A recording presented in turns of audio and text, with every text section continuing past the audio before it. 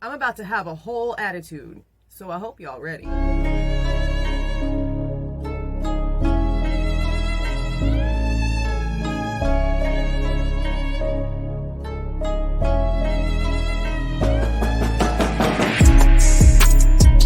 I'm probably one of the biggest conspiracy theorists to walk this place, but even I'm gonna tell y'all to calm down. This video footage is real. How do we know that it's real? Because there's no coincidences in real crime. This isn't a movie. This is real life. The timestamps, the movements, the extra lights in the background coming from the sanctuary. There are no coincidences. There's only fact. And the facts are, Kiely Rodni's car is in that video. And not just that video, but the second angle from a different camera that was also found. So is that one fake too? Now I understand when it comes to humans opening their mouths about something, we should not trust them. They need to earn that trust, Miss Megan. They need to earn that trust and that respect, because I be damned, I'm just gonna throw some trust and throw some respect at some rando who's just doing this. But when I'm seeing data, when I am seeing black and white proven data, why are we arguing this? Why? And with the other angle being found, we have more answers now than we did. By now, if you haven't been able to decipher the difference, then true crime ain't for you. Because people that cannot stop with the ridiculousness when it's necessary are just doing harm. I don't trust Elsa. I don't trust these two little damn Jane Does coming out. And I don't trust Megan. But I trust that this footage is real. And it tells me that she was in the water the whole time. The answer that we have all been trying to figure out is right there in front of our faces more than once. Time-stamped and everything. And we're still sitting here acting stupid about it. Law enforcement turned down the help of seasoned rescue divers. They tried to get AWP to go somewhere else besides Prosser. And I'm going to go ahead and say now, I believe Nick is full of shit. I have people jumping in my comments talking about how AWP saw the footage. It's real. It's real. There's no way this is her that went into the water because AWP. AWP what? Talked to somebody who hunted them down in the middle of a Best Buy parking lot the first day they got into town? AWP what?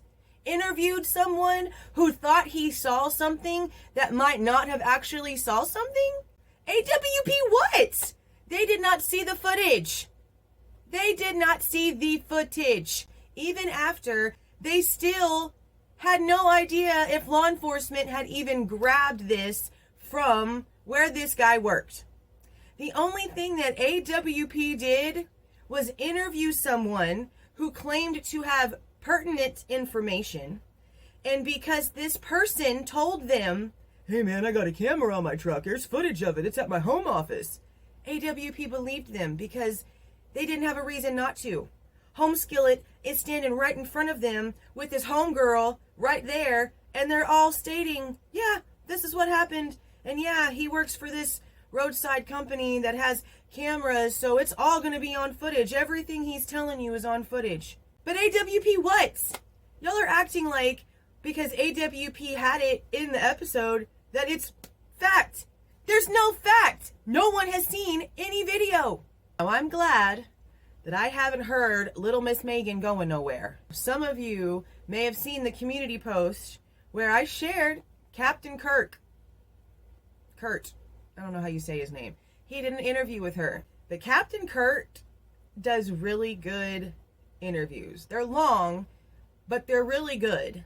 He has no hesitation halting someone in the middle of what he thinks is a bullshit answer and being like, hold up, you just told me yesterday though, or you said on someone else's channel though, now you're switching up your answer. He doesn't just let the person sit there and continue what he believes is a lie.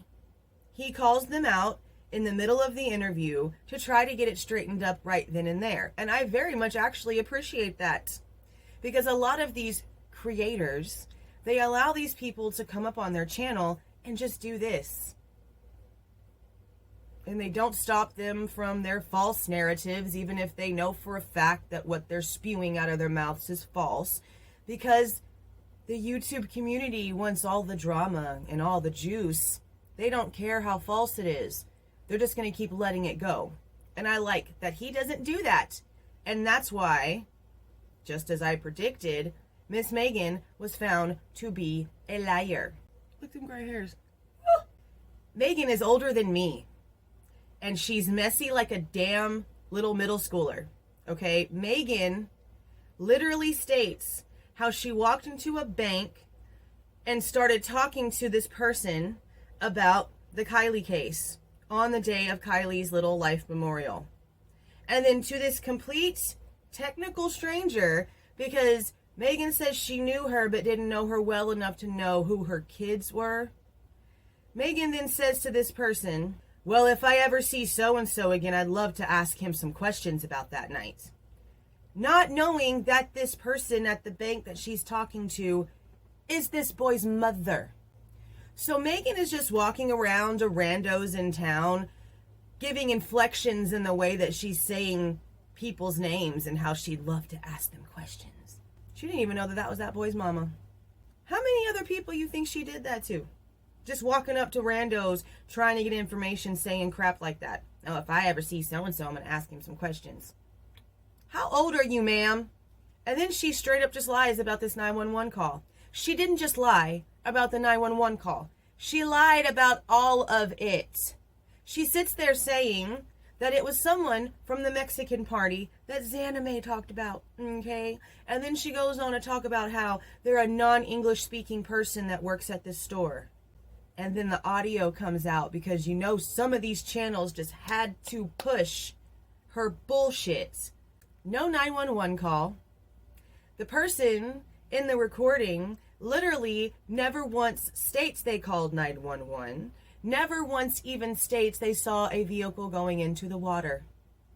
This person saw a car driving close by the water, and then a friend got their attention and they turned their head just in time, and then the car was gone. Okay, well, the car wouldn't have just went into the water, okay? It would have taken a minute. We saw it took about a minute and 40 seconds-ish, I think it was. But we watched it basically slow down once it got to the water and kind of slowly bob and fade, okay?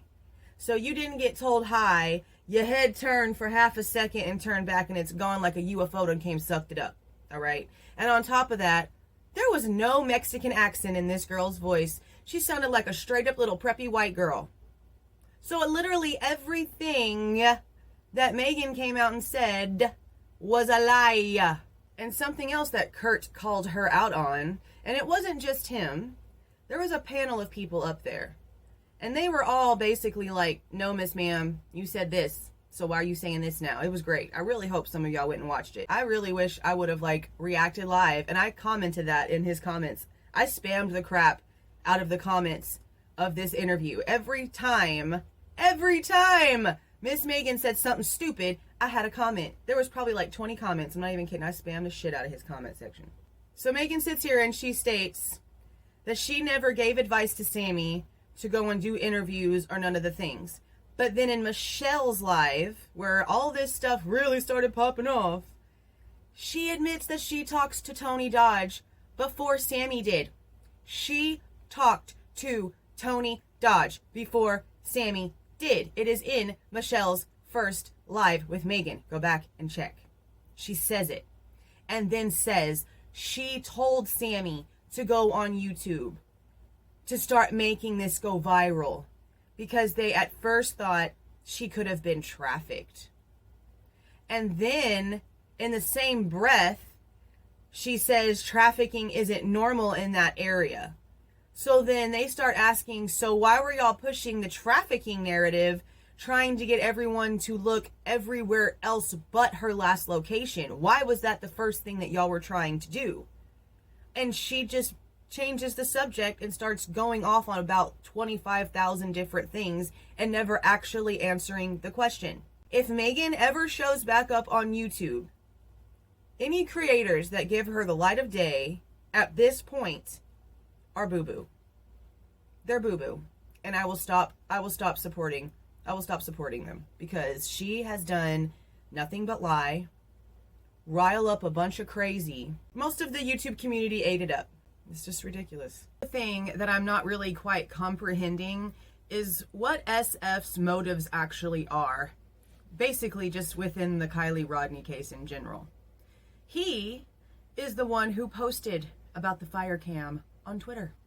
He is the one who told us that the FBI has had Kiely's phone since they pulled her SUV out of the water.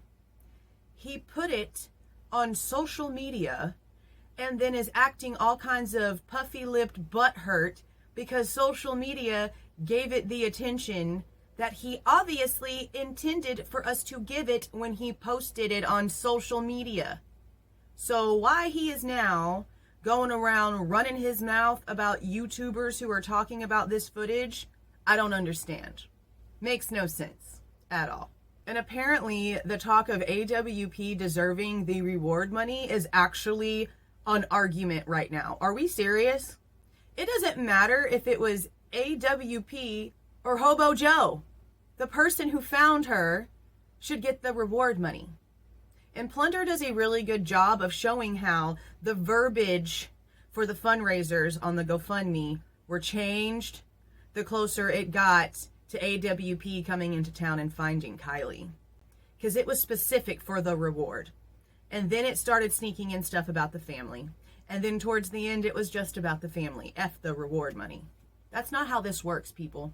Again, brings my mind back to an interview that SF did on Zavgirl, where he talks about the parents in AWP and says that the only thing that they asked SF is if AWP was legit or not.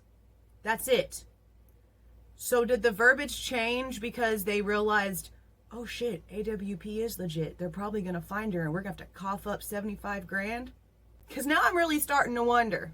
And I've really been trying to stay away from all of that. But the fact that Squirrel Girl, shout out, she's doing great things in the Kiely Rodni case. Squirrel Girl has a petition on change.org in order for AWP to get this reward money because it is deserved. And someone over there in Truckee, most likely Lindsay, just saying because it hasn't been proven, but it's probably her, petitioned the petition for the removal of Kiely's image. Which makes no sense to me because the image being used was a worldwide shared missing persons poster. The fact the family is being so disrespectful to the people who found their child speaks volumes. We've all read The Truckee Way by now, guys. And a lot of people think that in itself is conspiratorial. But that's only if you don't come from a small town. I did.